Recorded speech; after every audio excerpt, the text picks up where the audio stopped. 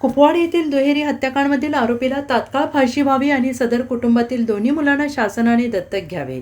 सुमित कदम यांचा मुख्यमंत्री देवेंद्र फडणवीस यांना विनंती अर्ज.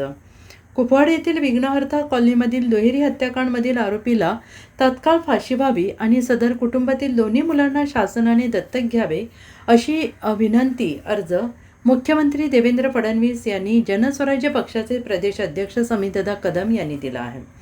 15 ऑगस्ट रोजी केसरकर कुटुंबावर दुःखाचा डोंगर कोसळला. यामध्ये पत्नी आणि नंतर पती असा दोघांचाही मृत्यू झाला. या घटनेनं कुटुंब उघड्यावर पडलं होतं. या कुटुंबातील दोन्ही मुलांनी राज्याचे मुख्यमंत्री देवेंद्र फडणवीस यांच्याकडे सुमित कदम यांनी विनंती अर्ज दिला आणि दोन्ही मुलांचा शिक्षणाचा आणि पुढच्या भविष्याचा खर्च शासनाने करावा अशी विनंती करण्यात आली. यावेळी नगरसेवक युवराज गायकवाड, नगरसेवक सुरेश बंडगर, नगरसेवक दीपक वायदंडे उपस्थित होते.